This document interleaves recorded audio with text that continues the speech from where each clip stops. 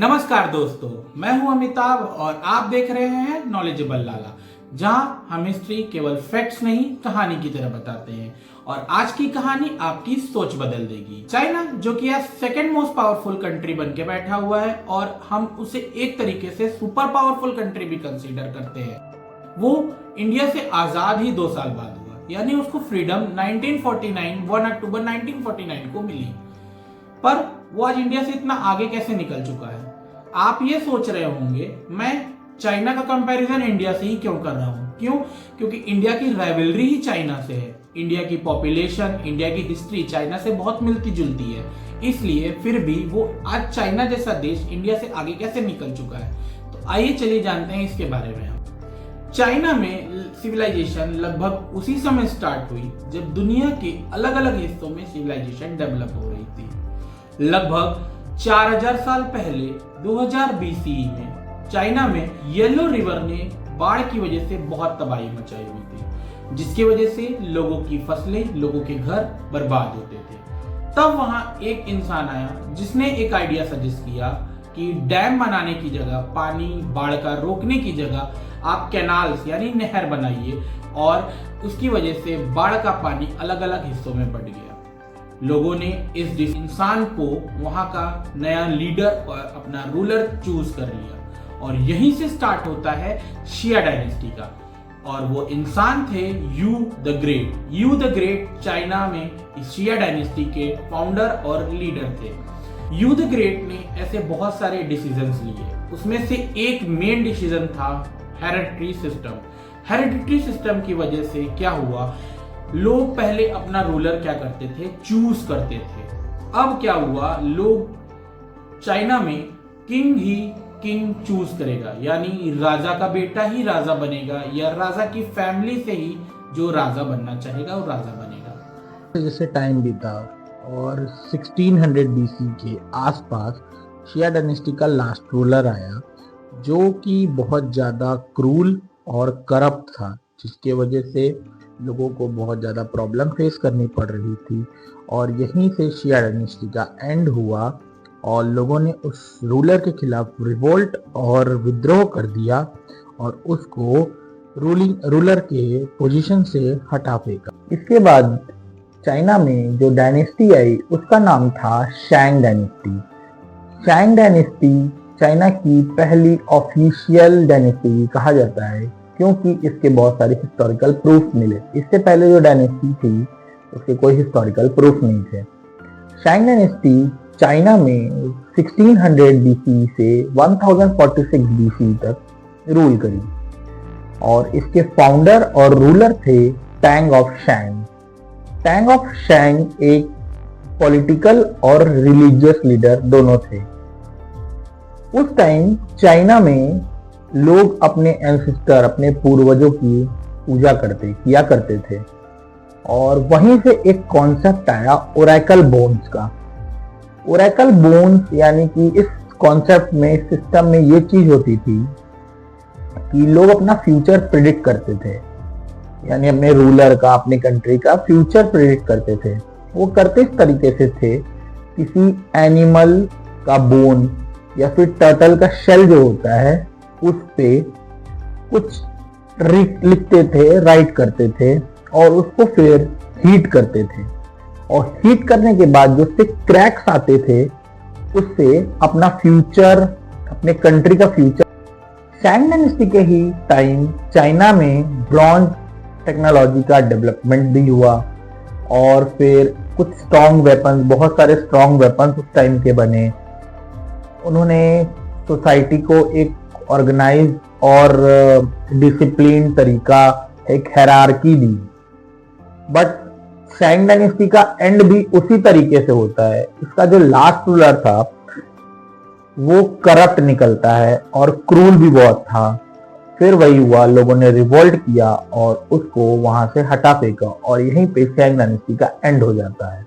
China में जो next dynasty थी वो सबसे लॉन्गेस्ट टाइम तक रूल करने वाली डायनेस्टी थी, और उसका नाम था जो डायनेस्टी। जो डायनेस्टी ने चाइना पे 800 ईयर्स, लगभग 800 ईयर्स तक रूल किया, और चाइना को डीपली शेप करने में बहुत हेल्प की। और इसके फाउंडर और रूलर थे किंग वू ऑफ जो। किंग वू ऑफ जो ने बैटल ऑफ मोये में शैंग डायनेस्टी के लास्ट रूलर को वॉर में बीट किया, हराया और अपनी न्यू डायनेस्टी जो डायनेस्टी की स्थापना की। जो डायनेस्टी का सबसे पावरफुल कॉन्सेप्ट जो था वो था mandate of haven. Mandate of haven का मतलब ये था कि किंग जो है, रूलर जो है, वो तभी तक रूल करेगा जब तक उसको हेवन सपोर्ट करेगा। और हेवन सपोर्ट करेगा उसका एक कॉन्सेप्ट उनका ये था कि अगर जो रूलर या किंग है वो करप्ट या क्रूल होगा या एक तरीके से समझिए आप खराब होगा अपनी जनता के लिए, तो हेवन सिग्नल देगा, और सिग्नल देगा नेचुरल डिजास्टर्स के रूप में, यानी अर्थक्वेक आ सकता है, फ्लड आ सकता है, सूखा पड़ सकता है। तो ये सिग्नल लोगों के लिए ये होगा कि इस रूलर को यहां से अब रूल करने से आप हटाओ, क्योंकि ये ही रूलर करप्ट है। जो डायनेस्टी का रूल करने का एक और सिस्टम था, उसने इंट्रोड्यूस किया फ्यूडल सिस्टम। फ्यूडल सिस्टम का मतलब ये था यहाँ पे कि अलग अलग एरियाज के लैंड वहां के नोबल्स को प्रोवाइड किया जाए और उन्हें कहा जाए कि आप उन्हें रूल करो, और जब सेंटर को यानी कि उन्हें जरूरत पड़ेगी तो आप उन्हें आर्मी और फिर मनी पावर से हेल्प करो। स्टार्टिंग में ये चीज बहुत ज्यादा अच्छी थी और बहुत ज्यादा सही निकली, बट जब धीरे धीरे क्या हुआ, सेंटर की पावर वीक होने लगी, सेंट्रल की पावर वीक होने लगी, और जो नोबल्स थे और जो लोकल लीडर्स थे वो पावरफुल बनने लगे, और इसके रूप में 7 अलग अलग स्टेट बन गए जिनके नाम ये हैं। और ये 7 अलग अलग स्टेट आपस में ही लड़ने लग गए। इन्हीं वॉर के बीच में एक चाइना के ग्रेट थिंकर थे लाओजी। लाओजी ने एक कॉन्सेप्ट दिया था कि आप नेचर के साथ और लोगों के साथ बैलेंस बना के और सिंप्लिसिटी बना के रखो, यानी कि आप नेचर को हार्म ना करो, नेचर आपको हार्म नहीं करेगा। और यही चीज आज भी चाइना में फॉलो होती है, यानी डिफॉरेस्टेशन वगैरह में, कि अगर आप डिफॉरेस्टेशन कर रहे हो तो आप उस तरीके से पेड़ लगाओ, या फिर उस पेड़ को मूव करके आप अपने को डेवलप करो, सिटी डेवलप करो जी। अब चाइना में आपने एक कॉन्सेप्ट देखा होगा, पिछले 2 डायनेस्टी से हो क्या रहा था कि चाइना का जो लास्ट मतलब हर डायनेस्टी में क्या हो रहा था, जो रूलर था वो करप्ट और क्रूल होता था, उसके वजह से उस डायनेस्टी का एंड हो जाता था।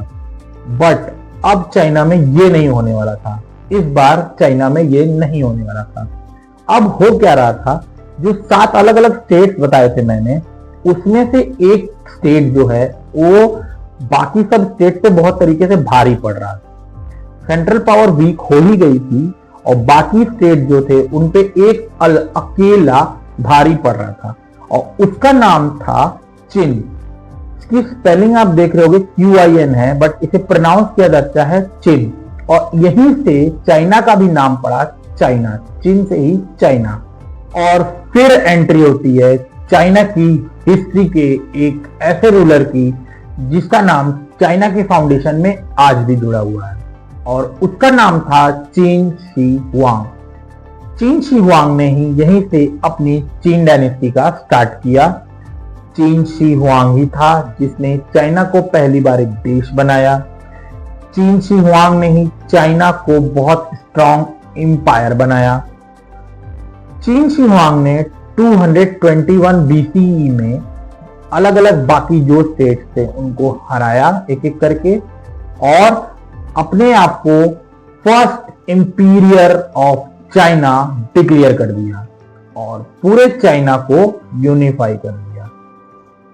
चिन शी हुआंग इतना स्मार्ट लीडर था कि उसने आते ही फ्यूडल सिस्टम को खत्म कर दिया, और जो सारी पावर थी खुद के पास यानी इंपीरियर के पास कर दी, और सभी लोकल लीडर, सभी नोबल, सबकी पावर छीन ली, और चाइना को एक सेंट्रलाइज कंट्री कर दिया, मतलब एक सेंट्रलाइज सिस्टम में लाके कर दिया।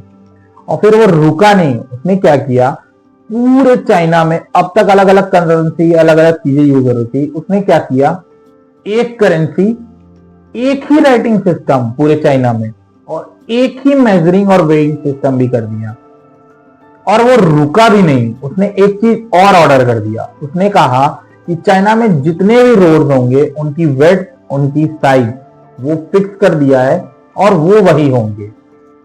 चीन शी हुआंग इतना ज्यादा अपने पावर के लिए और कंट्रोल के लिए इतने ज्यादा ऑब्सेस था कि उसने ऑर्डर दे दिया burning of books. Burning of In books 213 BC, Qin Shi Huang tried to erase history itself. Books burned in flames and scholars faced death. Was it wisdom or tyranny?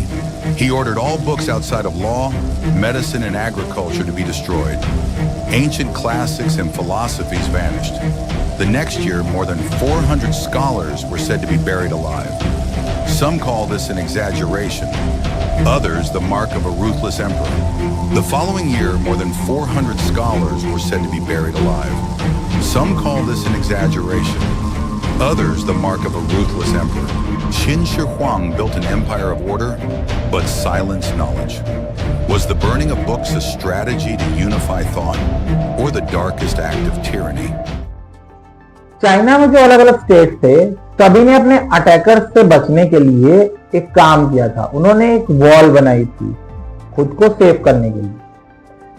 और जो चीन she Huang आया, जब इसने सब centralise कर दिया तो इसने क्या किया, नॉर्थ में चाइना के कुछ ट्राइब्स रहते थे और मंगोलियंस थे, उनसे अपने आप को उन अटैकर से अपने आप को बचाने के लिए इसने क्या किया, जो अलग अलग स्टेट थे, सभी अलग अलग स्टेट थे, उनके वॉल्स को कनेक्ट कर दिया, स्टार्ट किया। और यही आगे चल के ग्रेट वॉल ऑफ चाइना, जो कि एक 7 वंडर्स का हमारे पार्ट है, वो आगे चल के यही बना। चीन शी हुआंग का जो एंड हुआ वो उसी की वजह से हुआ। एक्चुअली उस समय चाइना में लोग ये मानते थे कि मरने के बाद भी उनकी लाइफ होती है, और इसी बात से चीन शी हुआंग इतना ज्यादा इन्फ्लुएंस था कि उसने एक टेराकोटा आर्मी बनाई। टेराकोटा आर्मी में 8000 प्लस सोल्जर, 2000 घोड़े, 2000 हाथी और आर्म्स थी। और ये सब उसने बनाया कहाँ, अपनी कब्र के नीचे, यानी कि जमीन के अंदर। और ये सब बने थे मड यानी कि मिट्टी से, वुडन यानी कि लकड़ी वगैरह से। और ये इसने किया क्यों, ताकि वो मरने के बाद भी इंपीरियर जैसा फील मिले उसको, लोग उसको इंपीरियर माने मरने के बाद भी। और इस चीज का प्रूफ भी आप ये देख सकते हैं, ये बहुत सालों बाद अभी मॉडर्न चाइना के टाइम में ये सब निकले हुए थे जमीन से, ये आप देख रहे हैं। और इन सोल्जर की खासियत भी ये थी कि इसमें जितने सोल्जर थे सबके फेस डिफरेंस थे। मड से बने हुए जो भी सोल्जर थे सबके फेस डिफरेंस, सबके हेयर स्टाइल डिफरेंट, ड्रेस का जो पैटर्न था वो बहुत डिफरेंट था। इसी वजह से लोगों को फोर्स लेबरिंग करना स्टार्ट कर दिया था चीन शी हुआंग ने अपने टाइम में, और बहुत ज्यादा पैसा खर्च हो गया था इसमें। और इस पैसे को रिकवर करने के लिए उसने हाई टैक्सेस लगा दिए। अब जो वहां की जनता थी उनके साथ हो ये रहा था कि एक तो उनको हाई टैक्सेस पे करने पड़ रहा था, फोर्स लेबरिंग उनसे कराई जा रही थी। अगर आप ये दोनों चीज नहीं मानते हो तो आपके लिए ब्रूटल से ब्रूटल पनिशमेंट थी। और यहीं से जो था लोगों ने उनका रिवोल्ट, लोग उस पर गुस्सा होना स्टार्ट कर दिए, और यहीं से उसका थोड़ा डाउनफॉल स्टार्ट हो गया था। और चीन शी हुआंग जैसे ही मरा पूरा सिस्टम कोलैप्स हो गया उसकी ये सब वजह से, क्योंकि बहुत पैसा खर्चा हो चुका था, लोग बहुत ज्यादा परेशान थे उसकी वजह से, और उसकी डायनेस्टी यहीं से एंड हो गई। और चाइना की सबसे छोटी टाइम तक रूल करने वाली डायनेस्टी हुई। 15 साल तक बस किंग डायनेस्टी ने चाइना पे रूल किया। क्वीन डायनेस्टी का एंड होने के बाद और क्वीन शी हुआंग का चाइना को इतना डिस्ट्रॉय करने के बाद चाइना को जरूरत थी एक स्टेबिलिटी और बैलेंस की।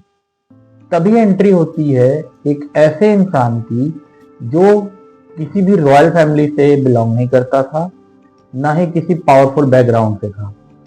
उसका नाम था लियो बैंग, जो कि एक कॉमन मैन था और क्वीन शी हुआंग के खिलाफ रिवोल्ट करते समय लीडर बन गया। और वो अब चाइना का न्यू एम्पायर था, और यहीं से स्टार्ट होती है चाइना में न्यू डायनेस्टी की, जिसका नाम था हान डायनेस्टी। हान डायनेस्टी को चाइना का गोल्डन पीरियड का स्टार्ट भी कहा जाता है। हान डायनेस्टी के रूलर्स ने क्वीन शी हुआंग की गलतियों से सीखा कि एम्पायर केवल डर से नहीं चलेगा, तो उन्होंने एक बैलेंस और स्टेबल अपना सिस्टम बनाया, जिसमें उन्होंने स्ट्रॉन्ग किया अपना सेंटर को, कंट्रोल में रखा सेंट्रल को अपने, और लोगों को फ्रीडम भी दी, लोगों को छूट भी दिया, लोगों के साथ सॉफ्ट अप्रोच अपनाया, जिसकी वजह से वो लॉन्ग टर्म तक चल सके और रूल कर सके। हान डायनेस्टी ने एक सिस्टम लाया, कॉन्फ्यूशियन सिस्टम। कॉन्फ्यूशियन सिस्टम और कॉन्फ्यूशियन आइडियोलॉजी को अडॉप्ट किया उन्होंने। कॉन्फ्यूशियन सिस्टम आया, एक कॉन्फ्यूशियन नाम के एक फिलोसोफर थे बहुत पुराने चाइना के। उनका मानना था कि आफ्टर डेथ लाइफ और गॉड पे फोकस करने की जगह good person, respecting each other और एक ऑर्डरली सोसाइटी का पे ज्यादा ध्यान दिया जाना चाहिए। तो इसी आइडियोलॉजी और इसी आइडियाज को हान डायनेस्टी की गवर्नमेंट ने, हान डायनेस्टी के रूलर्स ने अपने यहाँ इम्प्लीमेंट किया, और उन्होंने गवर्नमेंट में और अपने ऑफिसर्स रैंक पे जो भी बड़े ऊंचे पोस्ट थे, उनके लिए अब किसी रूलर से आप रिलेट करते हो या कुछ करने से नहीं होगा। आप इंटेलिजेंट होने चाहिए। आपका एक एग्जाम होगा, सिविल सर्विस एग्जाम, जैसे आज यहाँ होता है वैसे वहां पे उस टाइम पे सिविल सर्विस एग्जाम होगा। आप उसको क्रैक करो और आप तब गवर्नमेंट में एंटर करोगे। इसी चीज को और यही आइडियोलॉजी लेके हान डायनेस्टी ने आगे प्रोसेस और इम्प्लीमेंट किया। हान डायनेस्टी का सबसे बड़ा मूव था सिल्क रूट। सिल्क रूट था क्या? सिल्क रूट था ट्रेडिंग के लिए यूज होने वाला एक रास्ता, जो कि चाइना को मिडिल ईस्ट और फिर सेंट्रल एशिया और यूरोप से कनेक्ट करता था और ट्रेडिंग में हेल्प करता था, जिसकी वजह से चाइना एक उस समय ग्लोबल पावर भी बना। और चाइना ट्रेड करता था सिल्क और टी, बदले में हॉर्सेस, ग्लास ये सब लेता था, और न्यू आइडियाज भी उन्हें मिलते थे, क्योंकि लोग यहाँ से वहां जाएंगे, वहां से यहाँ आएंगे, तो कुछ न्यू आइडियाज भी आएंगे, न्यू कल्चर भी आएगा, बाकी सब चीजें भी आएंगी। हान डायनेस्टी के टाइम पे मेजर इन्वेंशन हुए पेपर के, साइंस और टेक्नोलॉजी में इन्वेंशन हुए, कुछ एग्रीकल्चर में कुछ इन्वेंशन हुए, और इसी के साथ चाइना केवल पावरफुल नहीं बन रहा था, चाइना एडवांस हो रहा था और एक ग्लोबल पावर बन रहा था। फिर हान डायनेस्टी का यहीं पे एक एंड भी आता है। हान डायनेस्टी का जो लास्ट रूलर था वो बहुत ज्यादा वीक था, लोगों ने उसके खिलाफ रिवोल्ट किया, लोगों ने उसको हराया और हान डायनेस्टी का एंड हो गया। हान डायनेस्टी के कोलैप्स और एंड होने के बाद लगभग 200-300 साल तक चाइना बहुत अनस्टेबल रहा। वहां वॉर्स हो रही थी, 2-3-4 किंगडम आपस में लड़ रहे थे, और तभी वहां एंट्री होती है एम्पीरियर गोजू ऑफ टैंग की, जो कि फाउंडर थे टैंग डायनेस्टी के, और तभी वहीं से स्टार्ट होता है चाइना में न्यू डायनेस्टी का, जिसका नाम था टैंग डायनेस्टी। टैंग डायनेस्टी के एक मेन लीडर थे जिनका नाम था एम्पीरियर टाइजोंग ऑफ टैंग। टाइजोंग ऑफ टैंग के टाइम पे चाइना उस वक्त वर्ल्ड का सबसे पावरफुल, सबसे रिच और एडवांस कंट्री बन गया था। टाइजोंग ऑफ टैंग ने ही एक चाइना को एक कैपिटल दिया पहली बार हिस्ट्री में, जिसका नाम था चोंगऑन। चोंगऑन उस समय चाइना का नहीं, वर्ल्ड का सबसे, एक तरीके से आप समझ लो, बिगेस्ट सिटी था और सेंटर बन चुका था, जहां पे फॉरेन ट्रेडर्स और डिप्लोमेट्स आते थे और ट्रेड करते थे। चाइना इस टाइम वर्ल्ड का सेंटर बन चुका था, और इसकी वजह से चाइना का जो इन्फ्लुएंस था एशिया में बहुत ज्यादा हो गया था, और सिल्क रूट भी इसी टाइम पे पीक पर था, जिसके वजह से चाइना का कनेक्शन स्ट्रांग हो गया था मिडिल ईस्ट, यूरोप और सेंट्रल एशिया से, जिसकी वजह से गुड्स, रिलीजन और बाकी चीजों, स्पाइसेस का ट्रेड चाइना से और बाकी यूरोप मिडिल ईस्ट से अच्छे से होने लगा। आइडियाज का भी अदला बदली हुई और इसी टाइम पे बुद्धिज्म चाइना में स्ट्रांग होना स्टार्ट हुआ। और ये एक ऐसा टाइम था जिस समय चाइना का कल्चर अपने पीक पर था, चाहे वो आप पोइट्री ले लो, आर्ट ले लो, म्यूजिक ले लो, सब अपने पीक पर था। चाइना की लिटरेसी रेट इस समय बहुत ज्यादा हाई पहुंच गई थी, बहुत ज्यादा ऊपर हो गई थी। इसी समय चाइना में एक लीडर, एक पोइट थे, बहुत ही फेमस पोइट थे, ली बाई, वो भी इसी टाइम पे, इसी पीरियड से थे। इसको चाइना का गोल्डन पीरियड भी कहते थे। सबसे गोल्डन पीरियड इस समय चाइना का यही था।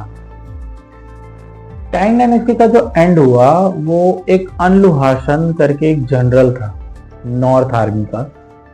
उसने क्या किया, रिवोल्ट कर दिया लालच में आके, और रिवोल्ट बस नहीं किया, उसने डायरेक्ट सेंट्रल पे हमला कर दिया और कैप्चर भी कर लिया।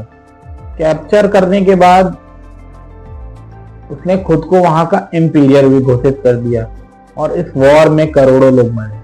उस समय चाइना की 1/3 पॉपुलेशन मर गई, जिसकी वजह से सारी पावर लोकल लीडर्स के पास पहुंच गई। सेंट्रल जो था वो वीक हो गया, करप्शन बढ़ गया और इकोनॉमी गिर गई चाइना की। इस सब को देखते हुए जो चाइना का उस समय टैंग डायनेस्टी का जो लास्ट रूलर था, उसने क्या किया, अनलुहासन को डिफीट करने के लिए फॉरेन ऑफिशियल, मतलब अपने फॉरेन फ्रेंड से और उस समय जो अलग अलग रीजन के जो जनरल थे उनसे हेल्प ली और अनलुहासन को डिफीट किया। बट उसके बाद चाइना इतना ज्यादा डिस्ट्रॉय हो गया था, इतना ज्यादा कोलैप्स हो गया था कि चाइना दोबारा स्टैंड नहीं कर पाया और टैंग डायनेस्टी का 907 सी में कोलैप्स हो गया और एंड हो गया। अब आती है युआन डायनेस्टी। युआन डायनेस्टी पहली बार चाइना में किसी फॉरेन रूल ने रूल किया। युआन डायनेस्टी मंगोलिया से आए मंगोल्स थे, जिसका लीडर था जेंगिस खान, जो कि बहुत ज्यादा ब्रूटल और जीनियस था और उसने पूरे एशिया का सबसे बड़ा पार्ट कैप्चर कर रखा था उस टाइम पे। बट उसने चाइना पूरी तरीके से नहीं जीता था। और फिर आता है उसका पोता, जेंगिस खान का पोता, ग्रैंडसन, जिसका नाम था काबुलाई खान। उसने पूरा चाइना कंट्रोल में कर लिया। उसने सबसे पहले नॉर्थ चाइना और फिर साउथ चाइना को कैप्चर किया और 1269 में 1259 सीई में उसने चाइना को पूरा कैप्चर कर लिया मंगोल्स के अंदर। और उसने सोसाइटी भी बनाई, सोसाइटी के 4 पार्ट बनाए। उसने सबसे टॉप पे रखा मंगोल्स को, फिर फॉरेन रूलर को, थर्ड पे नॉर्थ चाइनीज को और फोर्थ पे साउथ चाइनीज को। इस टाइम पे भी चाइना में जो सिल्क रूट था वो पीक पर था और भी बहुत सारी कुछ पॉजिटिव चीजें की थी मंगोल्स ने। बट जो चाइनीज थे ना, वो इससे इतना ज्यादा आहत थे, इतने ज्यादा परेशान हो गए थे कि मैं अपने ही देश में लास्ट में हूँ। सबसे ऊपर मंगोल्स को रख दिया, फिर फॉरेन को रख दिया, फिर थर्ड पे नॉर्थ चाइनीज और फोर्थ पे साउथ चाइनीज को रख दिया। इससे वो बहुत ज्यादा परेशान, बहुत ज्यादा क्रोधित थे और उन्होंने रिवोल्ट कर दिया और 1368 में मंगोल्स को चाइनीज ने हरा के युआन डायनेस्टी का एंड कर दिया। 1368 में वापस चाइनीज चाइना पे रूल करना स्टार्ट किए और इसके जो लीडर थे वो थे जो युआन जैंग। जो युआन जैंग ही ने मंगोलियन के खिलाफ रिवोल्ट किया था और उन्हें हराया था। जो युआन जैंग एक बहुत ही गरीब फैमिली से आते थे और मोंग बनने वाले थे, बट मंगोलियन के खिलाफ रेबेलियन बनके वो लीडर बन गए और उन्होंने फिर स्टैब्लिश की मिंग डायनेस्टी। न्यू डायनेस्टी थी चाइना में अब मिंग डायनेस्टी और इसके लीडर थे जो युआन जैंग। जो युआन जैंग ने सारी जो पावर थी वो इंपीरियर के पास रखी और सभी ऑफिशियल पे स्ट्रिक्ट रूल्स रखे और एक सीक्रेट पुलिस बनाई जिसका कंट्रोल अपने हाथ में रखा। जो के टाइम पे चाइना बहुत ही पावरफुल नेवल पावर बन गया था वर्ल्ड का और जिसके थ्रू क्या कहते हैं, चाइना ने बहुत ट्रेडिंग स्टार्ट की, जिसमें अफ्रीका, यूरोप और फिर मिडिल ईस्ट से ट्रेडिंग स्टार्ट की और कनेक्शन स्ट्रॉन्ग किए, जिसके थ्रू चाइना उस समय वर्ल्ड का वापस रिचेस्ट कंट्री बन गया। एग्रीकल्चर स्ट्रॉन्ग हो गया, एग्रीकल्चर को भी इसने बहुत ज्यादा बढ़ाया। और जो युआंग जैंग था, उसने ग्रेट वॉल ऑफ चाइना को भी बहुत स्ट्रॉन्ग किया। उसने कंक्रीट वगैरह का यूज करके वापस सारी वॉल्स बनाई। क्यों? क्योंकि वो मंगोलियन से चाइना को प्रोटेक्ट करना चाहता था और चाहता नहीं था कि अब दोबारा मंगोलियंस चाइना में एंटर करें।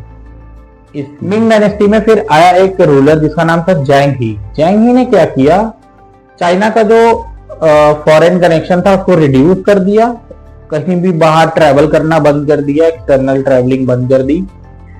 लोगों पे टैक्सेस अपनी कंट्री में हाई कर दिए, जिससे जो पुअर फार्मर्स थे वो और गरीब हो गए, और जिसकी वजह से जैंग ही का जो कंट्रोल था लोगों पे वो ढीला हो गया।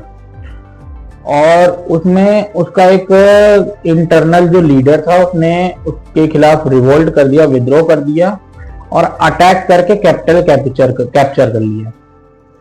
और फिर बाद में थोड़ी कुछ समय बाद मोन्चुस ट्राइब जो थी वहां की, उसने अटैक कर दिया और फिर मिंग डायनेस्टी का एंड हो गया। मिंग डायनेस्टी के एंड होने के बाद अब चाइना में आती है न्यू डायनेस्टी, जिसका नाम था चिंग डायनेस्टी। ये dynasty last empire of China भी थी, क्योंकि अब चाइना में इसके बाद मोनार्की ख़त्म हो गई थी, यानी कि रूलर का जो सिस्टम था रूल करने का वो ख़त्म हो जाता है। और इसका जो लीडर था उसका नाम था नून हाची। नून हाची मोन्चुस ट्राइब से बिलोंग करता था और एक बार चाइना में फिर से किसी फॉरेन रूलर ने वापस आके रूल करना स्टार्ट किया। मोन्चुस ट्राइब का ये जो लीडर, मोन्चुस ट्राइब से जो ये आया हुआ था नून हाची, इसने क्या किया, इसने चाइना में 2 जगह ऐड की, तिब्बत और चिंगजियांग। ये दोनों जगह इसने चाइना में ऐड करी और इसने मंगोलियंस पे भी कंट्रोल पा लिया। और इस डायनेस्टी के जो न्यू रूलर्स थे, उन्होंने चाइना का जो एडमिनिस्ट्रेशन था उसको बहुत स्ट्रॉन्ग बनाया और चाइना एक बार फिर से पावरफुल कंट्री बनने लगा था। चिंग डायनेस्टी ने चाइना में ट्रेड और बढ़ाया, जिसमें सिल्क और टी की ट्रेडिंग और ज़्यादा स्टार्ट हो गई, जिसकी वजह से चाइना वर्ल्ड में वापस रिचेस्ट कंट्री बन गया। बट प्रॉब्लम स्टार्ट दोबारा तब होती है जब वेस्टर्न रूलर आके चाइना में एंट्री करते हैं। वो क्या करते हैं, वो चाइना में ओपियम यानी कि अफीम बेचना स्टार्ट करते हैं। बट जो चाइना का उस समय का रूलर था उसने इसका अपोज किया, उसने मना किया कि वो यहाँ अपने कंट्री में अफीम नहीं बेचने देगा। और जिसके वजह से चाइना में स्टार्ट होता है 1800s में ओपियम वॉर। और ओपियम वॉर जब स्टार्ट होता है और ब्रिटिश जो थे वो चाइना को जीत लेते हैं, मतलब बीट कर देते हैं चाइना को, और हांगकांग जो चाइना का एक हिस्सा था उसको कैप्चर कर लेते हैं, जिसके वजह से जो चाइना का सेंट्रल था वो वीक हो गया था और ब्रिटिश का चाइना में ज़्यादा इन्फ्लुएंस होने लगा था, जिसके वजह से उनको फिर पोर्ट्स वगैरह ओपन करने पड़े, जिससे फॉरेन रूलर्स का और फॉरेन के लोगों का चाइना पे ज़्यादा इम्पैक्ट पड़ने लगा, ज़्यादा प्रभाव पड़ने लगा। और यहीं से चिंग डायनेस्टी का डाउनफॉल भी स्टार्ट होता है। चाइना में फिर स्टार्ट होता है टेपिंग रेबेलियन, जो कि 1850 से 1864 तक चला। और इसका जो लीडर था उसका नाम था होंग चियू क्वेन। होंग चियू क्वेन ने चाइना में स्टार्ट किया रेबेलियन, और वो चाहता था कि जो चिंग डायनेस्टी है वो अब हट जाए और वो एक नया हेवनली किंगडम स्टार्ट करना चाहता था। और ये जो था होंग, ये अपने आप को जीसस का भाई बताता था। और इसने अब चाइना में बहुत सारे लोगों को फिर अपने साथ जोड़ना स्टार्ट किया, जो चिंग डायनेस्टी के टैक्सेस और बहुत सारी चीज़ों से परेशान थे, बहुत सारी प्रॉब्लम थे, और बहुत सारे लोग इसमें ऐड हुए। और इसके बाद चाइना में स्टार्ट होता है सिविल वॉर, जिसमें लगभग 2-3 करोड़ लोग उस समय मरे। और यही चिंग डायनेस्टी का एंड होता है।